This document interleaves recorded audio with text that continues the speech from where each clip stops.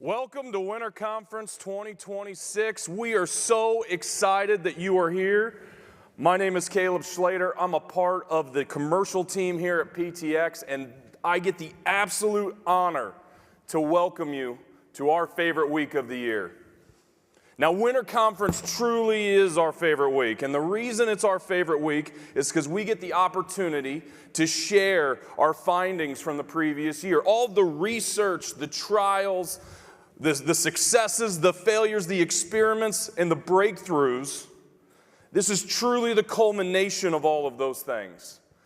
And our R&D team and our agronomists get to share that with you. They get to share their discoveries with you. And for me personally, I love this week. Absolutely love this week. I get to look out and see a whole group of farmers in our community.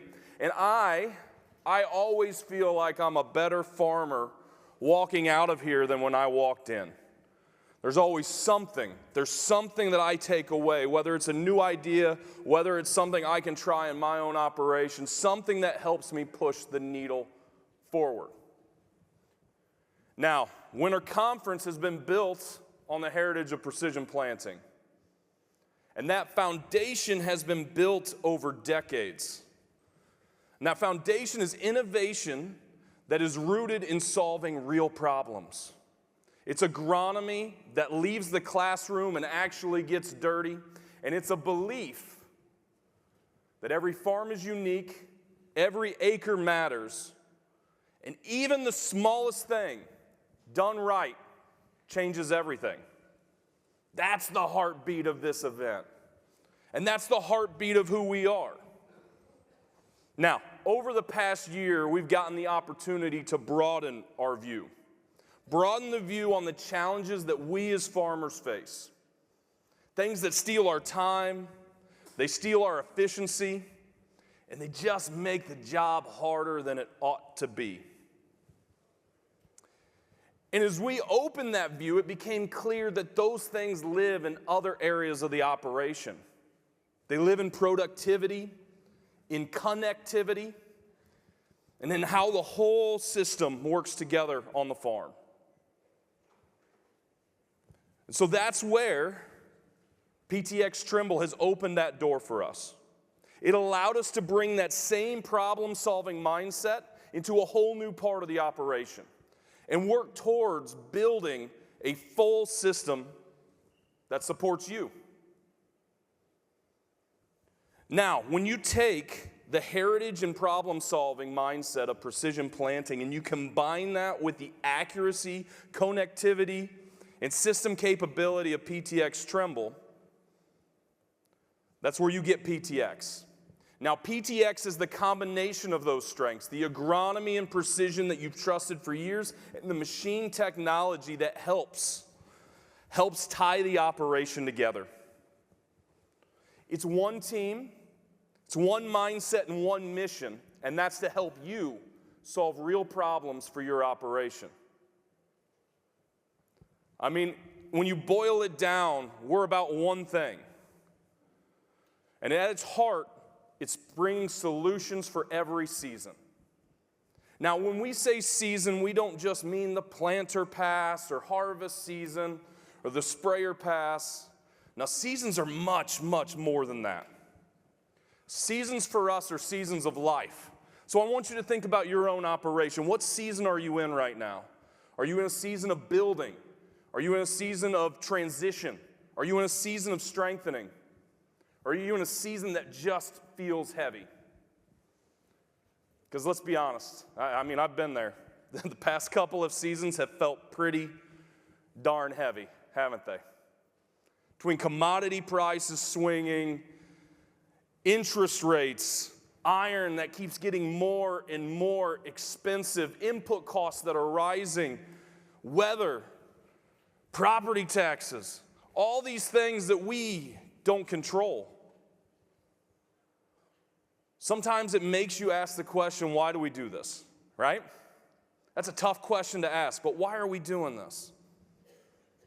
And so I was taught when you get into a tough season or a heavy season, you got to think about your bigger why. You got to think about, why do you want to get better?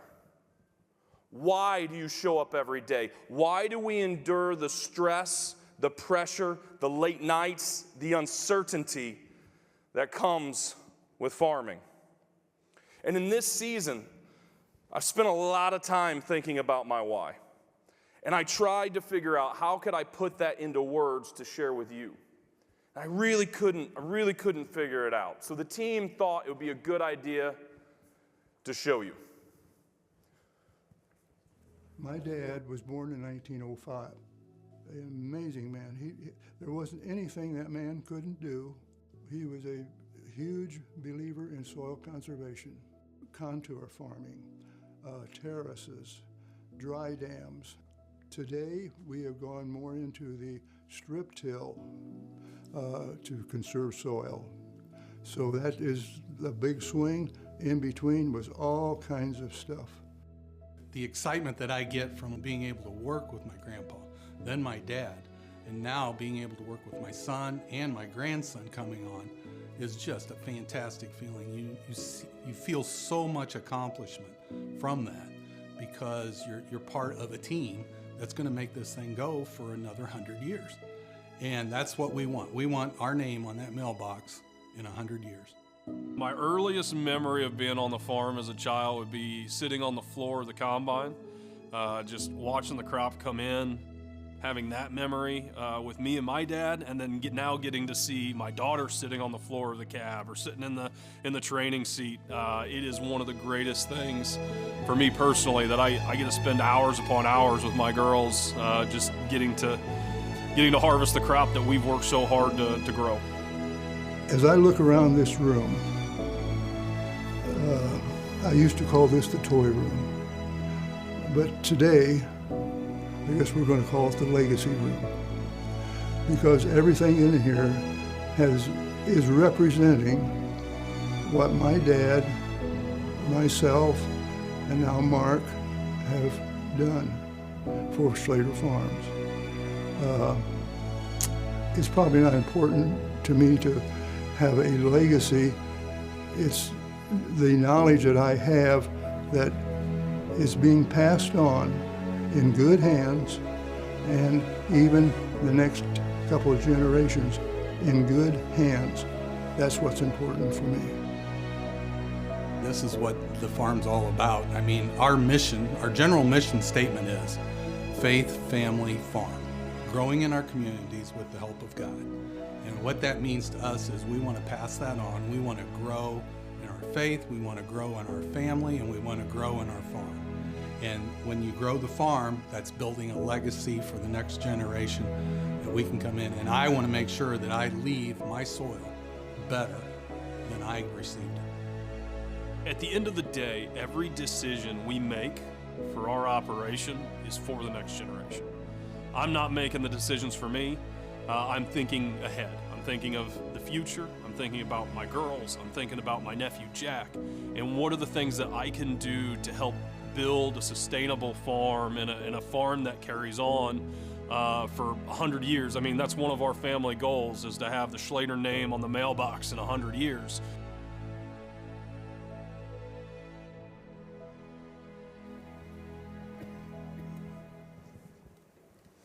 So the reason I shared that, we're not special. Schlater Farms doesn't have everything figured out. I wish we did. The reason I shared that is because I hope as you're sitting here today, you're thinking about your why. Is your why honoring the generations that came before you that sacrificed so you could farm? Like my great-grandpa, my grandpa, and my dad. Is your why the generations that are coming after you, like my daughters and my nephew? Is your why the community that depends upon you? Or is your why sitting right next to you right now? Whatever it is, you and I both know this. We as farmers are stewards, we're caretakers, and we're builders. And our why is what keeps us moving forward.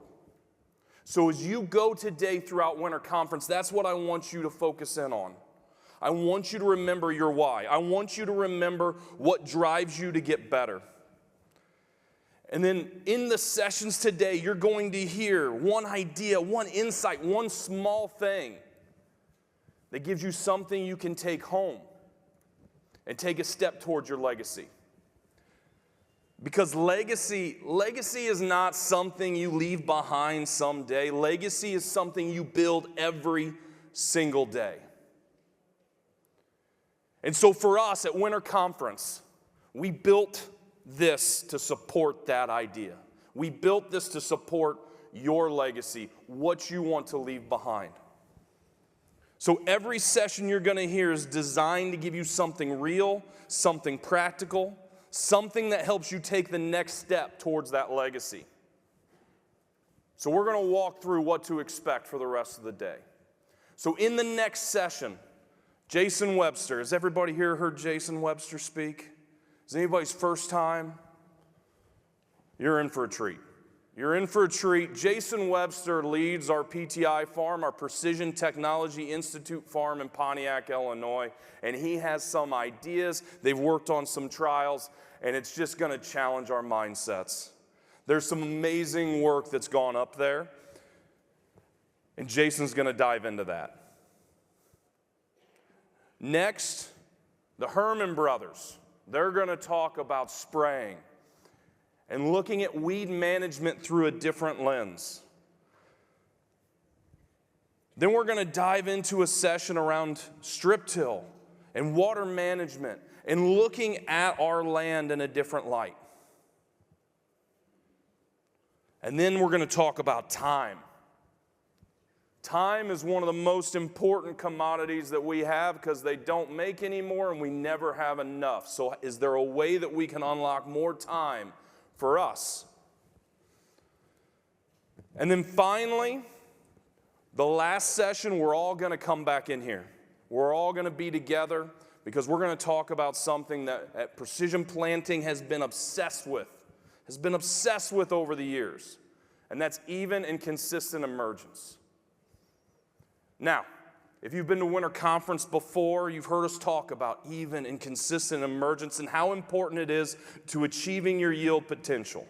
And we often talk about what are the factors that allow for that. The first one that we've talked about is making sure that we're placing the seed in an even heat and moisture environment.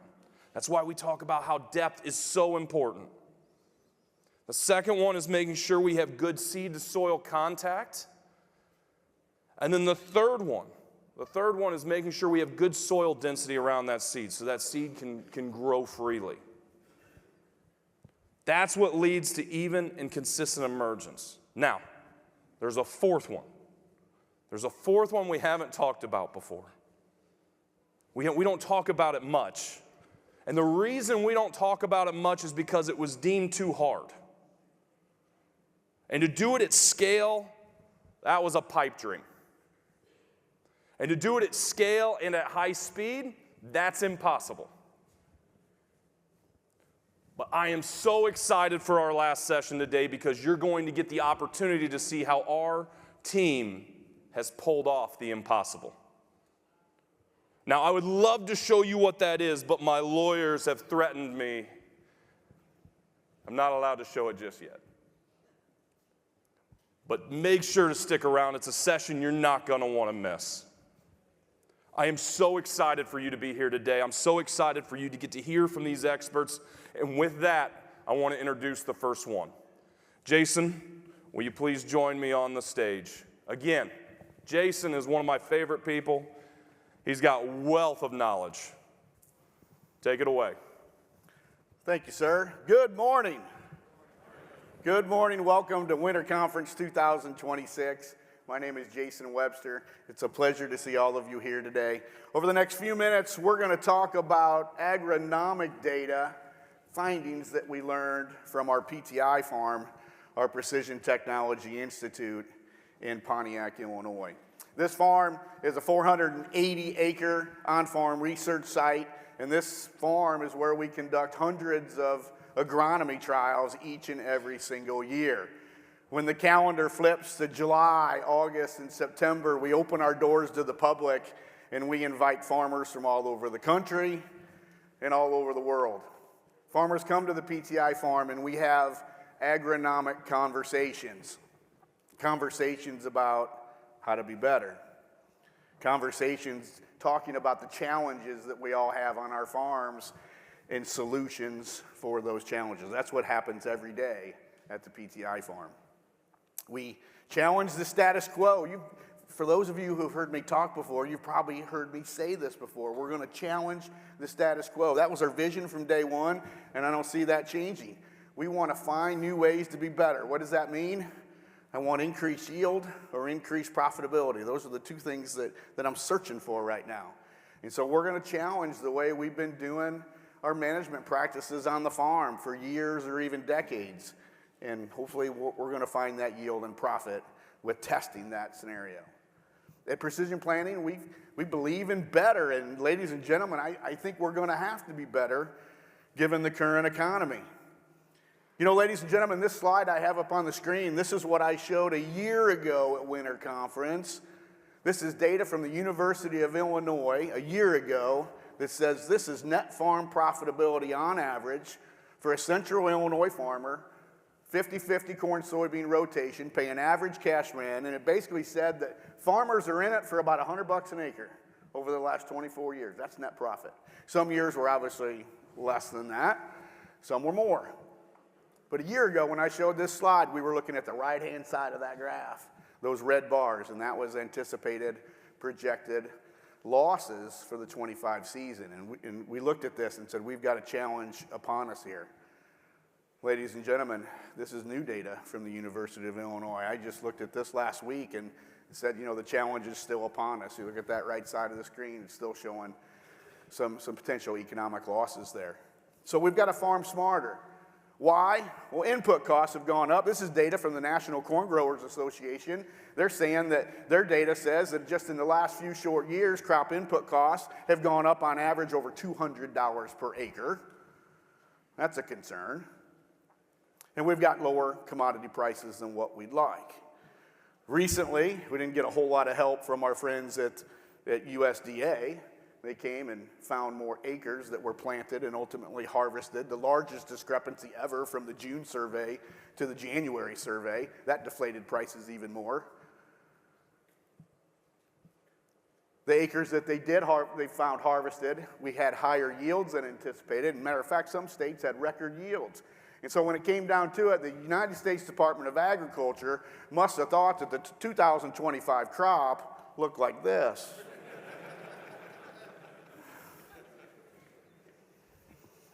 And what we've got going on here is what we call the triple squeeze. I'm a farmer just like you guys. Matter of fact, this year will be my 39th year farming, and I just feel like I'm getting stretched. I've got one arm getting stretched by everybody I'm buying crop inputs from, and they say, yeah, the prices are going up. And then I say, okay, well, I'm going to sell my grain to pay for this, and I've got lower commodity prices and can't pay the bills. And they say, well, go ahead and get an operating note, and that'll take care of it. Well, then I've got interest rates that are higher than what I'd like. And it just feels like the triple squeeze is happening. So we're going to have to farm smarter, and that's one of the things that we've incorporated into the PTI farm is how are we going to get through this challenge we have upon us right now? We're going to have to change things and farm smarter. And so today I'm going to talk about some profitability insights where I do believe we are farming smarter at the PTI farm, and it's in regard to nutrient management. I want to talk about this first study. This started out as a study where we were just going to look at banded fertilizer, dry fertilizer applications versus broadcast. For many years, I remember as a kid, our family operation broadcasting fertilizer, and we've switched to a strip till situation at the PTI farm. Strip till, it's not conventional tillage, but yet it's not no-till, kind of right in the middle. But the biggest value proposition for me has been the ability to put nutrients, dry fertilizer on in that band underneath the row. And so we said, let's set this up as a 10-year study to look at the differences. Now here's my strip till rig, the rig that we've been running. It's worked out very well for us. We do have it set up with clarity. You're going to learn more about this today, but this is my high definition real-time visibility of the fertilizer that I'm applying through this machine. You'll see this more today, but we're using this in the field. Works great. And as we started to implement this 10-year study, farmers came up to me and said, Jason, you're banding fertilizer. Do you think since you're applying fertilizer so efficiently in the row, do you think we could use less fertilizer as a result? Is that a good question? That's a great question. So I said, let's incorporate this into this 10-year study. And so here's what we do. Every year after harvest, we'll go pull a new soil test. We'll send the samples off, and then the lab will run the recommendation using University of Illinois recommendations based on my yield goal, and they'll say, Jason, you need to spread this much DAP and potash, 1846, 00, and 0060. We'll use that as our 100% rates. We'll broadcast it. We'll band it. But then, to answer the farmer's question of can we reduce the fertilizer since we're banding, I reduced fertilizer rates by 25% all the way down to 0. So get this. I'm going to be applying 0 pounds of fertilizer in the same strip for 10 years. Do you think my yield will go down over 10 years' time? Do you think soil test levels will go down over 10 years' time? These are things we're trying to evaluate, and it's been really interesting. This will be year 6 of a 10-year study, and this morning I'd like to share with you the results of the first 5 years. Now, to interpret this graph, you always look at the left-hand side. In this case, it's the orange bar, and that's where we soil tested, got the recommendation, and we broadcasted that 100% rate of fertilizer. Just dry fertilizer, DAP, and potash, okay? Then I bring my strip till rig in, and I'm banding nutrients. That gray bar on the screen is where I say, nah, I'm not going to put a 100% rate of fertilizer on. I'm going to back it down by 25%. We then back it down by 50%. We back it down by 75%, and then the blue bar on the right is 0 pounds. And you can see my yield did go down. The less fertilizer I put on, my yield went down. But this doesn't tell the real story. What is the real story? When you go and order fertilizer and apply it, someone's going to send you a bill, and you got to get it paid for, right? And when we applied the economics to this in year number 1 of this 10-year study, we found that when we banded fertilizer with our strip till unit, reduced fertilizer by 25 to 50%, we netted out an additional $50 per acre on the farm.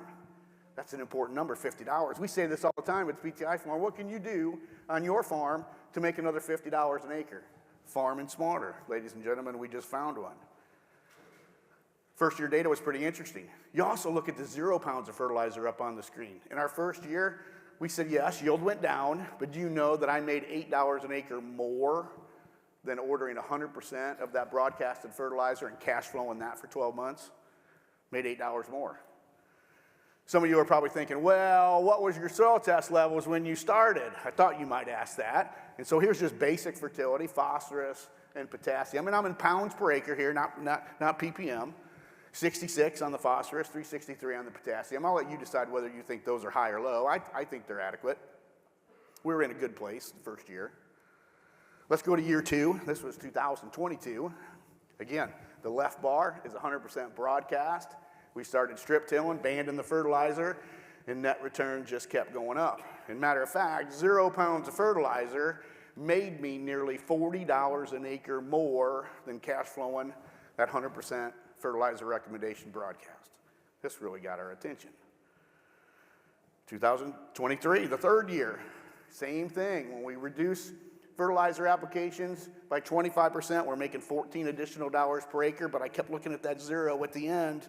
That was nearly a $20 winner versus cash flowing all that fertilizer up front. Year number 4, this is where my eyeballs got fairly large and said, you mean to tell me after doing this for 4 years in a row, doing this, which is putting 0 pounds of fertilizer on in the same strip, it made me nearly $66 an acre more than the 100% rate of broadcast fertilizer. Ladies and gentlemen, what in the world is happening here? By the way, do you think my ag retailer likes me? Those were challenging conversations, they really were. But it's all due to the price of fertilizer. In the yellow text in the lower left-hand corner, those are the actual prices of fertilizer I've paid for the past 6 falls. And you can see some years, especially, we were $870, near $900 a ton for DAP. And look at what I paid this past fall. We were right back to those levels. So bottom line is what's happening here. When I put fertilizer on, my yield went up. It did. But the cost of this fertilizer is so expensive, it's just not paying for itself. Year number 5, this past year. 5 years, it finally caught up with me. Putting 0 pounds of fertilizer on, I lost $20 an acre. Now, I don't want to be that guy that puts 0 pounds of fertilizer on. I don't.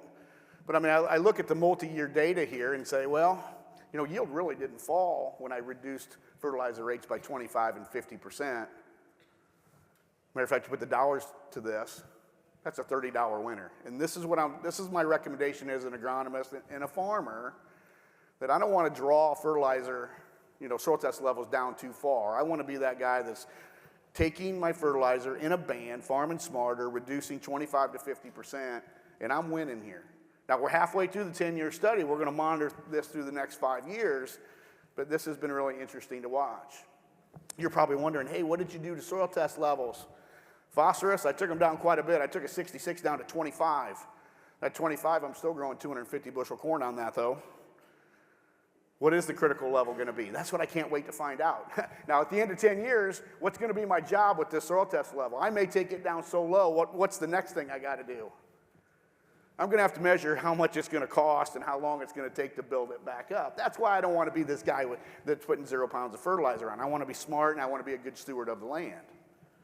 Potassium hasn't moved that much. It's been fairly stable. We'll continue to monitor this. Soybeans, you're probably wondering, what about soybeans? You doing the same thing with soybeans? Yes. Over the last 5 years, putting 0 pounds of fertilizer on, we've lost an average of 3.3 bushel soybeans, but it has been our economic optimum rate. It has made us the most money. Again, though, I want to be, in this case with beans, a 50% recommendation in a band, and that's been a nice winner for us. What about alternative methods to nutrient management? I keep thinking about these high prices of dry fertilizer. I'm like, what else can I do to farm smarter? We do have a fertilizer reallocation program at the PTI farm, which I do think we should talk about a little bit. I think this is a sound program. We've been utilizing this ever since we've been at the farm. This is where we'll come in, we'll get a new soil test every year, and we'll say, all right, this is the amount of nutrition I need to put on. But then I have to ask myself, well, how many passes of applications of nutrition are you going to put on? And in my case, I can't just go to my strip till rig and put all the dry fertilizer on, because I know in my operation I'm going to come in with the planter in the spring and I'm going to put more nutrition on. I may even come in season to put more on. So my point is this: knowing that I'm going to make other passes, I can't put all the dry fertilizer on in the strip till rig. If I do that, I'm going to be over applying nutrients and overspending, and I can't do that in today's economy. So here's what we do. Fertilizer reallocation. We'll simply, for example, take the cost of that liquid program on the planter. Let's just say it's $40 per acre. All I do is take $40 an acre off my dry program in the strip till rig. I just trade the dollars. One would argue that maybe you ought to trade nutrients, and I realize that, but just for simplicity, to see how this thing works, that's what we're doing with our dollars. And you can trade this out, and so I'm not going to overspend what I originally would have done if I would have put it all on with the strip till rig. In our portfolio of liquid products on the planter, I think these are exceptional. Coming in on the planter, going to FurrowJet center, putting liquid product on the seed, in between the seed, going to the wings 3/4 of an inch away, then relying on conceal 3 inches away in the gauge wheels, and what we end up with is this.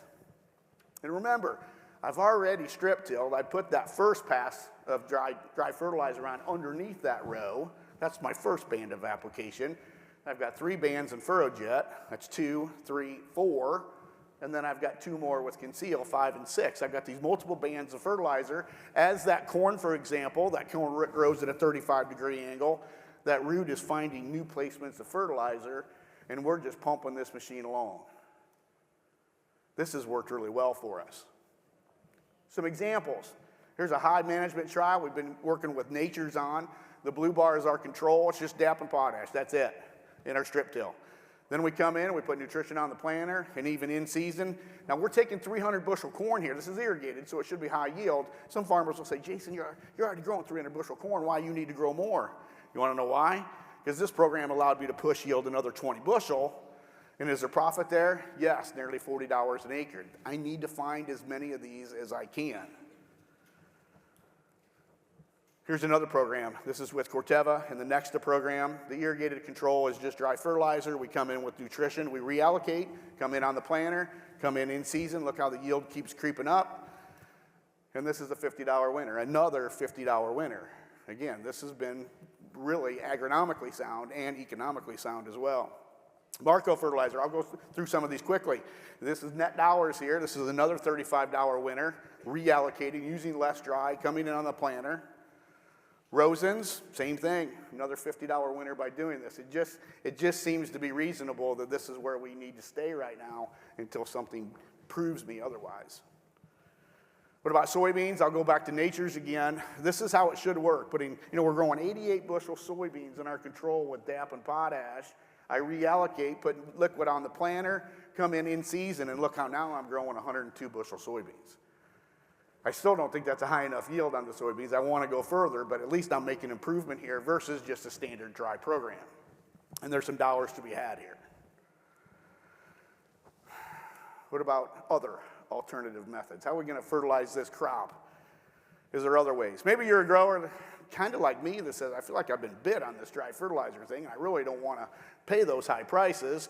What if I just eliminate dry fertilizer completely and go to all liquid on the planter? This was an agri-liquid trial. We worked with those folks, and we came in with spring dry fertilizer and said, let's put a 100% liquid program on, and it beat it by 7.1 bushel, $10 an acre profits. So that's there if somebody wants to consider it. We're also working with a company for the first time this past year called Interpose Ag, and they have a product called Unicorn Fertilizer. I just love the name of that fertilizer. But it's a heavy product, and you look at the weight of this thing, it's 15.1 pounds per gallon. It is, in fact, heavy. It's a 226-37, and we said, let's take this product in, and let's go to Conceal on the planter, and let's use this to totally replace our dry fertilizer and see if this thing works. As a total replacement for dry, look at the gallons per acre we're putting on. Through Conceal, this is easy. 7.5, 10 gallon to the acre. This is easy to do with Conceal. And the yields were better. And what we found is economic optimum rate was only 7.5 gallon. Again, that is super easy to do on the planter with Conceal. So we look forward to continuing this research in the future. What about other alternative options? Is there other ways to fertilize a crop? How about manure? I was doing a meeting in Southern Illinois a few years ago, and there was one of the high yield guys sitting right next to me. And before the meeting started, I elbowed this high yield corn grower, and I said, hey, give me the secret sauce. What are you doing to get this ultra high yield? And he looked at me and he said, it's easy. It's 65 years of chicken litter as I've been putting on my farm. And I said, I've never used chicken litter before. You've been using it for 65 years. I better get going on this thing. So I found a chicken barn, and we started bringing in this litter. This is how I have to spread it. It's a little bit more of a challenge than some of the other fertilizers. This is us this fall putting on, I think this is 2.5 ton of dry litter going across the corn stalks here. It was super dry this fall. We get it shipped in. Never got a rain on it. It spread pretty good. But nutritionally, that's a pretty good product. But I also look at it and say, I think there's some biology in this thing as well. So I almost consider this maybe a soil health product. And so if you guys have heard me talk before, my soil health testing at the PTI farm has involved cover crops. Another 10-year study, and I've been waiting to see the profitability of the cover crop. So I said, you know what, let's bring chicken litter in and let's add it to this soil health study and just see how long it takes for these guys to pay for themselves. And this is soybeans after corn. 2 ton of chicken litter first year right out of the gate is giving me the highest yields and the highest profitability. Again, year number 1 right out of the gate. So I kind of like that. This is corn after corn. Look at this. We're just tickling 300 bushel corn. 2 ton of chicken litter, highest yield. Not a whole lot of profit there, but much higher than some of the other ones that have been in this for multiple years. And finally, here's corn after soybeans. Really nice yield gain and some profit. Again, year number 1 right out of the gate. Other alternative options. As I drive down the road in my pickup truck, sometimes I'll see these barns.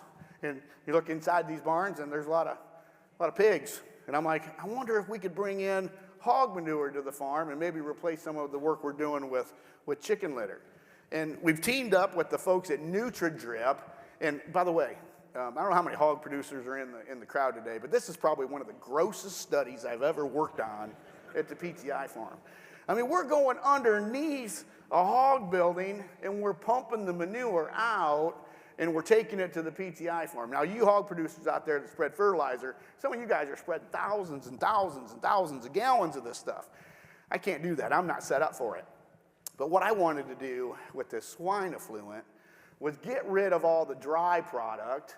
I'll get the videos going on here. Look on the right side of the screen. This manure separator we're working with NutriDrip, it'll take the solids out of this manure. And when I first looked at those solids, I said, that's where all the nutrients are at. And they said, Jason, no, it's not. There's no nutritional value there. It's all in the liquid. So I said, let's get rid of all those solids because it'll make it easier to apply. Let's take the nice, clean, black gold, nutrient-rich fertilizer and go right to the planter. And people said, Jason, you're nuts. You're never going to get that stuff to go through a planter. I said, I'm going to go through FurrowJet. They said, you're going to plug that FurrowJet up. Now, I didn't know how much of a rate to put on a per acre basis. We said, let's walk before we run. And so 3-way FurrowJet, 2-gallon, 4-gallon, and 6-gallon, and look at the yields. Now, this is a farm, I talked to the landowner that was farming this before me, and he said, I don't think this farm has seen any type of livestock manure for 100 years or more. Remember what I said? I do think there's some nutrition here, but I think there's biology in this swine effluent. I'm wondering if there's some value to that. Here's the dollar value. We almost found a $50 winner with simply putting this product 6-gallon in furrow. Then I said, well, that hog building, the hogs are still in it, and they're still doing their thing, making more manure, making more effluent. Let's go back and get more and see if we can change some of our high management programs. I said, I've already got it on the planter. I'm going to come in and side dress corn with my easy drops. Let's put on another 20-gallon of this swine effluent and see what happens. And then I said, well, I'm going to put a fungicide on my corn too. Let's use that drone or that UAV, and let's use the swine effluent for a carrier for that fungicide. We put this out in the field, and we saw the same response. It was fantastic. The more we put on, the better. And look at this. We found almost a $50 winner with this scenario. So we're going to continue looking at this in the future. Other alternative options. Why don't we just bring the real thing in? Why don't we just bring the actual animals onto the farm? Ladies and gentlemen, this is my stock cropper. This is an autonomous livestock confinement unit that will use GPS and autonomy to move through my field, and it will house 3 species of livestock. Now, we're going to incorporate this in our strip cropping project at the farm. We're growing 4 rows of 30-inch row corn, and then we leave a gap for a short crop. In the past, I put soybeans in here. If you give corn more sunlight in the strip cropping scenario, will the corn give you more yield? Absolutely it will. We'll talk more about that later on today. But it's very common to get 20, 30, 40 bushel yield increases from doing strip cropping, especially if you plant it east-west. And so we said, well, in the past we've been putting soybeans in here as a short crop. They haven't worked out real well profitability-wise. And I said, I may have just found my problem with my cover crops. Because I plant my cover crops in the fall, the season's over, and I don't know if I got enough time or heat units, growth out of that cover crop to get the value out of it. So I said, we're going to get rid of soybeans, and I'm going to plant cover crops as the short crop next to the corn June 1st. I'm going to let that cover crop take off. Get all that root growth, do all that nutrient sequestration, all the good things the cover crop's supposed to do. And then what about the top growth? It serves as a feed ration. In this stock cropper that holds 3 species of livestock in the front end of it, we put sheep in this thing, and they're designed as lawnmowers. They just eat the cover crop. I don't give them any other food. I give them water. But they just mow that cover crop down. While they're eating the cover crop, what are the sheep giving me? Fertilizer in the form of manure. In the middle of this stock cropper, as it's traveling through the field, we think right now it probably ought to move about 12 inches every hour by itself next to that corn. In the middle of that, in that red box, now we bring in the pork chops, the ham, and the bacon. These hogs are on slats. Cover crop doesn't mean anything to them, but we're bringing hogs in for 2 reasons. One, it's another species of livestock manure, but it's also a higher value crop versus the sheep. Because remember, I'm not growing soybeans anymore. I used to sell those bushels. I don't have them anymore. Now I have to sell the livestock. But a second form of manure. And then on the back side of this rig, it's making me a chicken farmer. I really don't want to be a chicken farmer, but these are scavengers. They're putting more fertilizer in. I get $20 a chicken, and generally we'll put 60 back in here. We'll harvest them every 8 weeks, so that's $1,200 of revenue for every crop. And it's replacing the soybean sales that I had. No problem. But imagine 3 species of livestock manure being distributed through the field next to my strip cropping of corn. Somebody asked me one time, how much fertilizer are you putting on? I said, I have no idea. But I can tell you this, soil test levels have increased 3x. And it's the only soil test where I've seen where organic matter has gone up a bit. Pretty interesting. At the end of the year, we'll make our final pass. We'll come in, we'll harvest the corn, the high-yielding corn because of the extra sunlight. And then I bring my strip till rig in. I'm going to set up the crop for next year. You saw my strip till rig. It's got fertilizer tanks on it. When I strip till where the livestock ran, do I need to have any fertilizer in those tanks? No, because the fertilizer is already on from the livestock. Some of you are probably laughing at this project. And listen, I've got staff at the PTI farm that want to quit because of this project. I really do. But don't laugh too hard, because look at the yields coming from this. From this scenario, I was able to grow 435 bushel corn. Ladies and gentlemen, I've never grown 435 bushel corn before. And then we looked at the profit or loss from this, and the first year, I guess this was the second year we did it, it's $367 net gain. And this is over and above just growing normal Livingston County corn, like everybody else does. This is extra dollars. That could get me through this economic challenge that we're in fairly easily. Here's new yields. This is 2025. We did not break the 435. I wanted to, but we never made it. We had two hybrids. The blue bars are 1742 Pioneer that went 435 last year. It went about 350. And then we had a DeKalb number in here that resided about 425 bushel. But those are high yields, and I don't think I could have got this growing corn another way. I do kind of wonder about this strip cropping thing. I mean, we started off 40 foot wide. We busted it in half to 20 foot, and then we busted it in half to 10 foot where we are now to run our stock cropper. But I kind of wonder, do we need to go narrower, and would it even be practical? We've gone to 10-foot strips and gone to 15-inch row corn. I really think this was a great way to drive yield higher, and it did. I'll show you data here in a minute. I said, well, instead of 4 rows of strip cropping, let's take it down to 2 rows. So this is 2 rows of corn next to 2 rows of beans. And I said, let's just keep going even further. And now we're 1 row of corn, 1 row of beans. And while we were planting this, I said, well, there's got to be something else we can do. And so I thought, let's do one more protocol.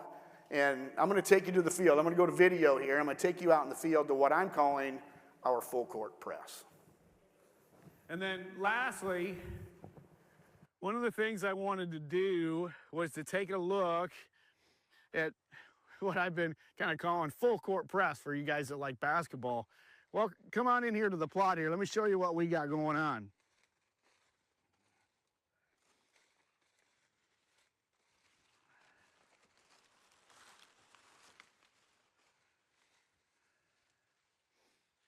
So this is a 1-to-1 ratio, 1 row of corn, 1 row of soybeans, but these are 50 foot in length.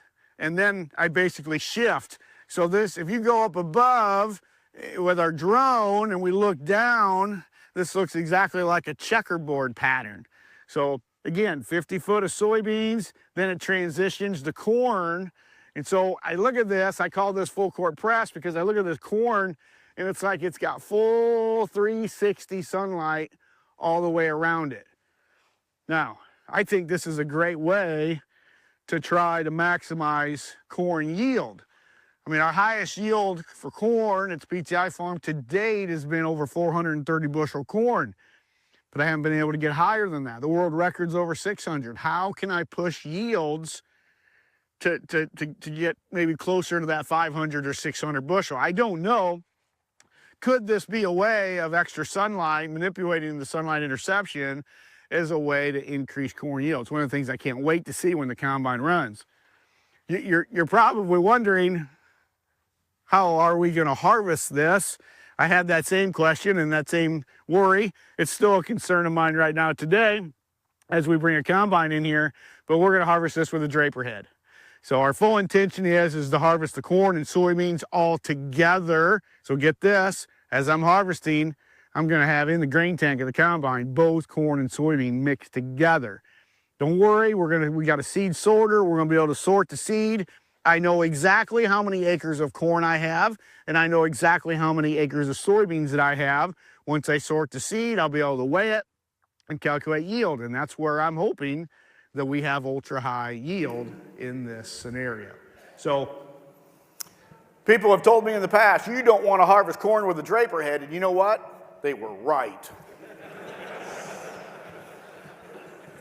It's the only way I knew how to do it, though. So here's our harvesting our last pass here with that Geringhoff Draper head, harvesting the corn and soybeans together. And if you look close enough in the grain tank, this is what it looks like. We have more corn than soybeans, but they are mixed together. And you'll see a little bit of foreign material in that tank as well, because I don't know how to set a combine for harvesting both corn and soybeans at the same time.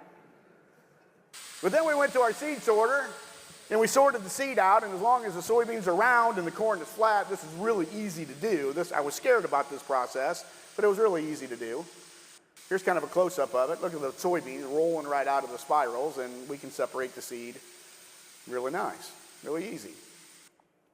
You're probably wondering about yield. I was too, and I guess we'll start on the left-hand side of the graph here. Just growing a full field of corn in this scenario uses our control. We were running 275 bushel corn. Pretty good yield, right? Then I go to my strip cropping. I've got 30-inch, 10-foot corn, so 4 rows, 30-inch row corn. I've got soybeans as my short crop. Yield goes up 32 bushel. Remember what we talked about? You give corn more sun, yield goes up. Yeah, it did.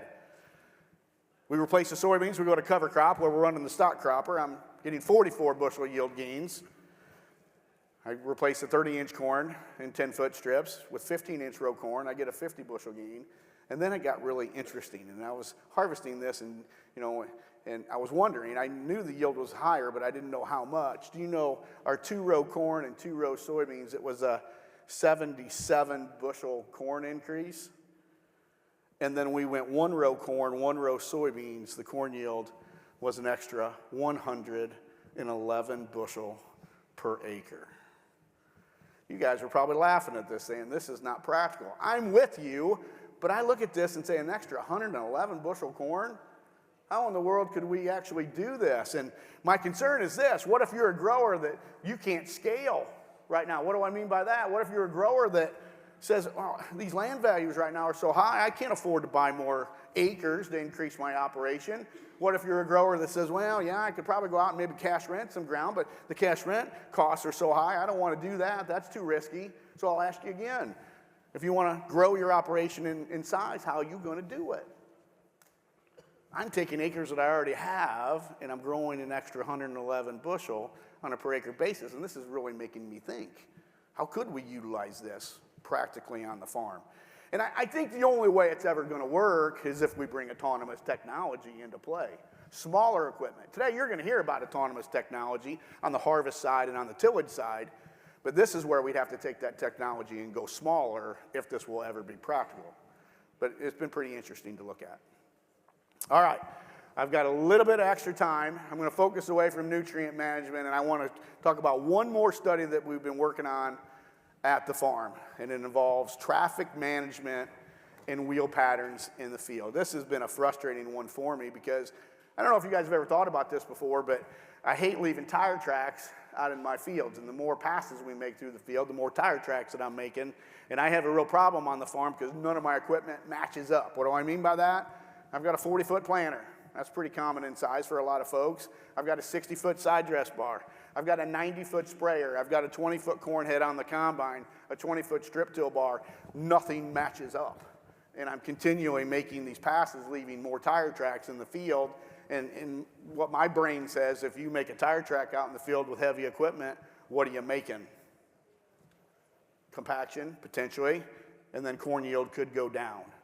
So I went to my team and I said, with the size of equipment we have and all the passes we make for a normal operation, I said, I want you to go out into my cornfield and count the number of corn rows that never sees a tire.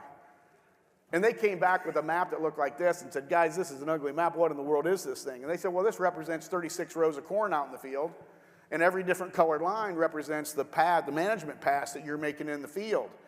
We counted all the rows within these 36 rows because it just replicates again, but they said the amount of naked rows which never sees a tire track is only 14%. And I said, guys, there's no way in the world I'm driving down 86% of my corn rows. Go count it again. You did the math wrong. So they put their heads down, and they travel back out to the field. They recount it. They come back to me proud as a peacock and said, we were right. I said, you telling me only 14% of my corn rows never see a tire? And I'm frustrated by this. Now, again, we're a research farm. We've got smaller size equipment. But I don't know if you guys have ever thought about this on your farm. We hand harvested these rows. This was designed as a 10-year study because I was so frustrated with it. In year one, we hand harvested every single row of this. My guys really love this plot. We hand harvested this, and we found a 16.5 bushel yield deficit on average where we were running these tire tracks out in the field. And boy, I tell you what, I had a lot of people coming to me saying, Webster, that ain't right. They just didn't want it to be right. I said, that's what we measured. Those are real numbers. They said, go do it in year number 2. So we did it in year number 2. Look what happened. Same thing. Within a bushel, 17.5 bushel losses from my tire drive pass out in the field. Then we said, well, let's overlay the number of tire tracks because some rows were getting more, some were less, and we started evaluating those. And then the black line on the screen right here represents average yield coming from the yield monitor. Okay, that was average yield of the field. But then we went in and we harvested the corn every single row and created our own yield map. That's the green line on the screen. And that's when this thing really scared me because, ladies and gentlemen, today you can't see that green line. You can't see it. You don't know that that exists. Why? There's my combine. On the front end of that combine, I've got a corn head. What does a corn head measure? And don't say yield, because the combine measures yield. What does a corn head measure? Nothing. I contend it's the dumbest piece of farm equipment you have on the farm. And this is very ironic because look at this. Oh, that's a planter, and it's all decked out with precision planting technology. You love your precision planting technology on the planter. You don't want to farm without it. What is this planter with precision planting technology? What does it measure? Everything. And it's row to row to row. We don't have that on a combine. If you don't have row to row measurements on that planter, you get mad and you say, we need it. But then how come when you put a corn head on a combine, you're like, okay, this works. We're not measuring anything, we lose the resolution. And the bigger the corn head you have, the dumber the data. So go back to my yield map here, the green line, that's my actual yield map from us harvesting by hand. And I know I need to be a little more creative with the way this graph looks, but that gray box right there, let's assume that's my 8-row corn head and my combine traveling through the field. Look at the yield difference, 283 to 238. I'm not picking that up on the combine. I don't see that. Go to the next pass. We got some variability. Go to the next pass. And look at this one. This last one, we go from 248 to 327 bushel corn. What is that? Like a 75 bushel yield difference?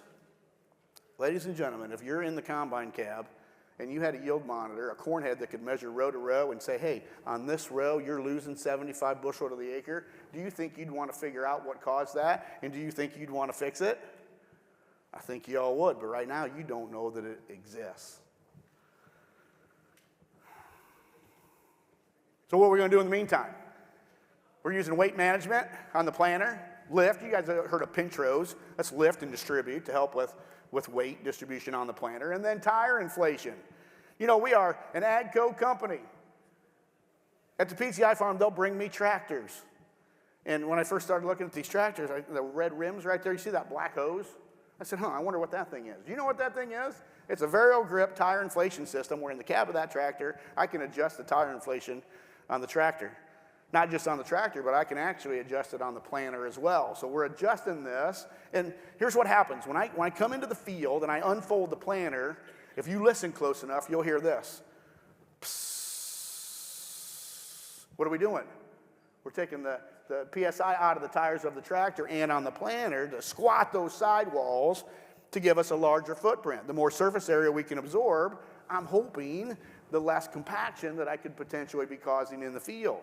And I never really thought of this in the past. I mean, you ask most growers, do you change your tire pressure for your first day of planting corn to your last day? Do you change the tire pressure in your tractor tires? Anybody do that? Most growers would say, well, only if I get a flat tire. But we're purposely making those sidewalls squat on the tractor and the planter. And then here's kind of how we set it up. We turn the weight management system on, the lift and distribute, turn it on and off, and then I play around with the air pressure in the tires to find out, can I stop yield decrease from happening? So the best I can do, and the control in this study, is leaving weight management on on the planter. So lift where all that weight is underneath the seed and liquid fertilizer, lift and distribute. And then we're going to take the air out of the tires of the tractor and the planter. That's the best we can do. Control yield, 275 bushel. Then I start turning things on and off. We leave weight management on the planter, and I pump all the air back into the tires just like you guys are using on your farm. I quickly lose 11.5 bushel, times the price of corn. This was in 24, by the way, and that's almost a $50 loss. Wow, that happened pretty quick. Then I turn weight management off, but then I take the air out of the tires, and I only lost 4.5 bushel, which might help believe which one's giving us the bigger bang for our buck here. And then I shut both of them off, just like a lot of you guys are planning with. And that ended up being a $71 loss on a per acre basis. And back in 2024, we keep track of the top 10 things that make us the most money and the top 10 things that lose us the most money. This was number 8 on our list of top 10 losers. And this was like a train running me over. I'm like, what just happened here? We did it again in 2025, and corn price is a little lower, so the dollar values are a little lower. But we saw the same response in year 2. So something to think about. Maybe tire inflation is, in fact, giving us some of the biggest bang for a buck. We'll keep monitoring this as we go. Thanks so much for coming to Winter Conference. Appreciate it.